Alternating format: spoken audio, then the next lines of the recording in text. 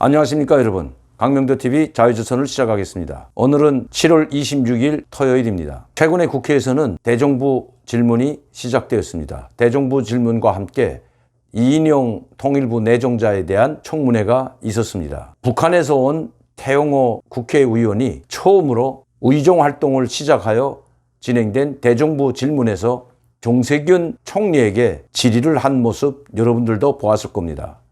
저도 그 질의를 하는 것을 보고, 즉 정세균 총리에 대한 질문 내용을 보고 충격을 받았을 뿐만 아니라 정말 속 시원하게 우리들을 대변해서, 그리고 자유민주주의를 사랑하는 모든 대한민국 국민을 대변해서 질의를 잘했다고 생각합니다. 여러분들도 보셨겠지만 태영호 의원은 6.25 전쟁 당시 전사한, 인민군 괴뢰에서 전사한 유해가 미국에서 한국으로 송환되는 문제를 가지고 질문을 했습니다. 어떻게 국가와 국민을 위해서 청춘의 목숨을 초기와도 같이 바친 국군 장병들의 전사자 유해가 송환되고 있는데, 그 유해를 맞으러 나간 장관이나 대통령은 고사하고 내각 성원이나 총리는 둘째치고 장관도 나가지 않았다는 것. 특히 국방부 장관이나 합참의장은 둘째치고 군부 장성 그 누구도 그 유해 송환을 위해서 나가지 않았다고 합니다. 보훈처 직원들이 가서 유해를 맞이했다고 합니다. 여러분, 이게 나라입니까? 만에 하나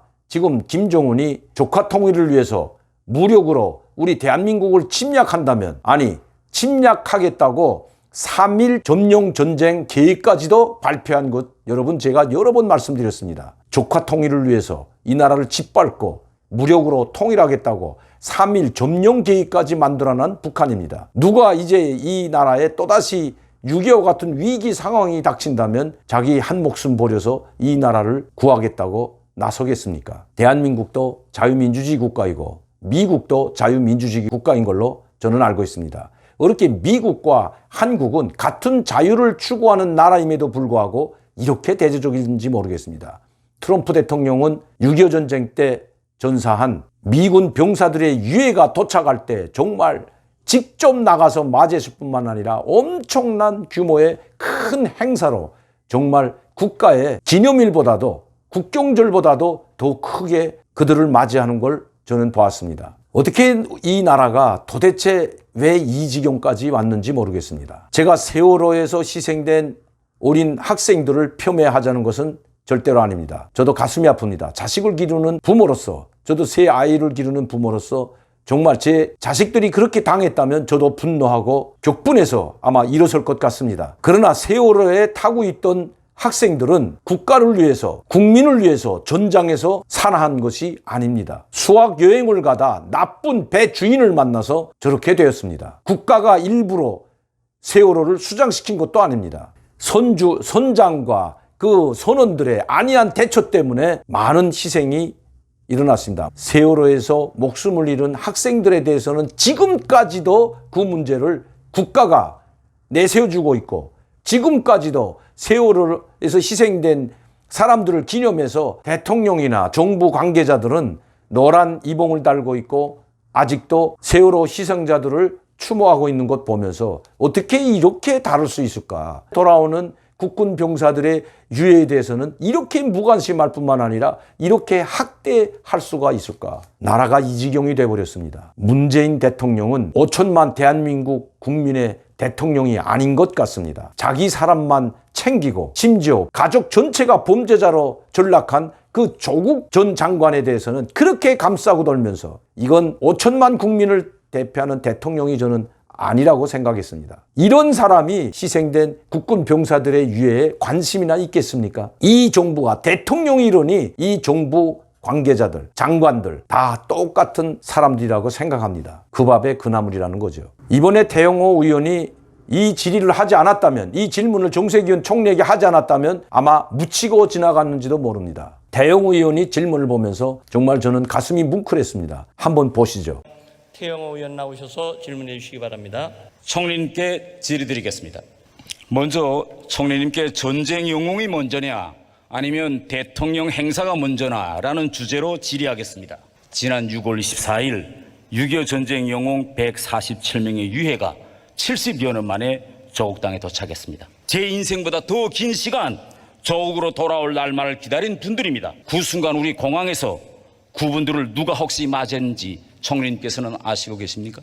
제가 알기로는 실무자급 직원들이 나와서 유해를 맞이했다고 합니다. 이게 7월 22일 국회 대정부 질의 때 정세균 총리에게 질문한 태영호의 모습입니다. 그리고 7월 24일 통일부 내정자로 지명된 이인용 내정자에 대한 국회 청문회가 있었습니다. 저는 그것을 보고 더 충격을 받았습니다. 이것은 국가 전망이 달린, 나라 전망이 달린 문제이기 때문에 상당히 중요한 문제라고 생각합니다. 난 이렇게 뻔뻔스러운 통일부 내정자 이인용, 이렇게 어떻게 뻔뻔스러울 수 있는지 정말 통탄하지 않을 수가 없습니다. 통탄을 넘어 정말 분노와 격분까지 일어납니다. 이런 자를 통일부 장관 내정자로 지명한 문재인의 머릿속에는 도대체 뭐가 들어있는지 정말 모르겠습니다. 물론 임종석도 외교안보 특보로 임명했지만 그거는 청문회와 관계없는 자리이기 때문에 더 말씀드리지 않겠습니다. 특히 임종석과 관련돼서는 여러 차례 제가 이야기했고 또 우리 국민들도 다 알고 있기 때문에 말씀드리지 않겠습니다. 그러나 이인용은 좀 이야기해야 될 것 같습니다. 왜냐하면 이인용의 머릿속에는 주체사상을 신봉했을 뿐만 아니라 전대협 의장 시기에 자기가 스스로 발표한 발표문에도 또 문건에도 모두 나와 있는 내용들입니다. 한번 보시죠. 미래통합당 박진 의원에 따르면 이 후보자는 1987년 9월 동지어 전진, 동지어 투쟁이라는 제목의 문건에서 38선 이남을 점령군으로 진주해온 양키 침략자는 한국 민중에 대한 도발적인 무력과 허구적 반공 논리로 하나의 조국을 분단케 했다며 이승만 괴뢰 정권을 내세워 민족해방투쟁의 깃발을 갈갈이 찍고자 책동하여 라고 했다고 합니다. 또 세계 민중의 철전지 원수 아메리카 침략자의 파쇄적 통치는 한국에서 모든 악의 근원이 되고 이런 글을 발표했습니다. 여러분, 이승만 대통령이 미국 괴뢰라고 합니다. 그리고 38선 이남을 미군이 군사적으로 점령하고 모든 민족 해방을 말살시키는 악의 군은 철천지 원수라고 이야기하고 있습니다. 북한에서 이야기하는 것과 똑같다는 것입니다.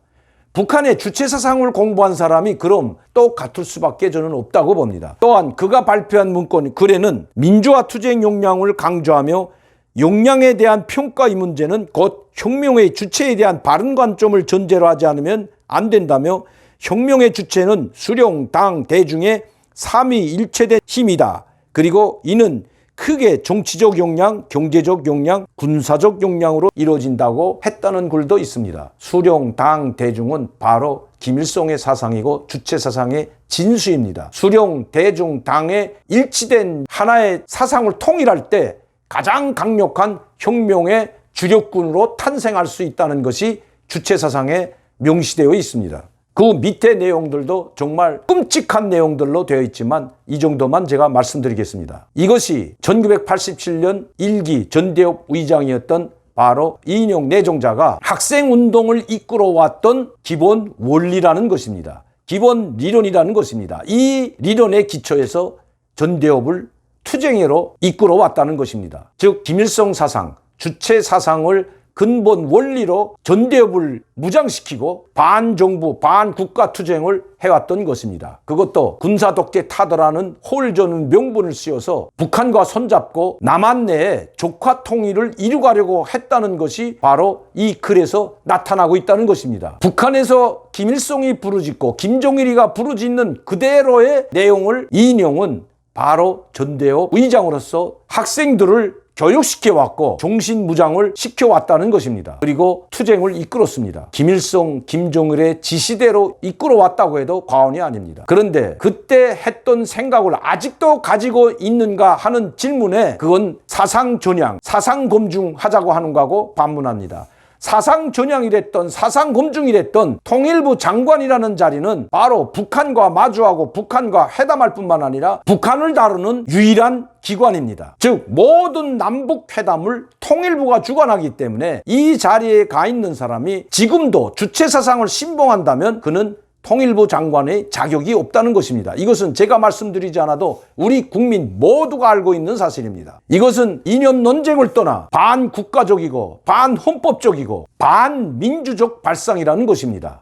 왜냐하면 우리나라 헌법에는 북한은 불법적으로 북한을 점령하고 있는 불법단체로 규정되어 있습니다. 헌법을 인정하지 않고 있다는 것입니다. 그런데 아직도 김일성, 김정일의 사상으로 무장되어 있고 그것을 버리지 않았다면 통일부가 과연 어디로 가겠습니까? 그러니 지금 이인용 내정자의 입에서는 독재자 김정은에 대해서, 독재자 김일성 3대 세습에 대해서는 단 한마디도 나오지 않고 있는 것입니다. 더 무서운 것은 전대협 의장을 했던 사람이 바로 북한을 추종하고 김일성의 주체 사상으로 무장되어 있다고 보기 때문에 90년대 중반에 바로 직파 간첩, 북한에서 직접 파견한 간첩을 내려보내서 이인용을 찾아왔던 것입니다. 이인용을 찾아와서 자기가 정치 공작원, 북한에서 임무를 받고 내려온 간첩이라는 것을 이야기했는데도 그것을 신고하지 않았습니다.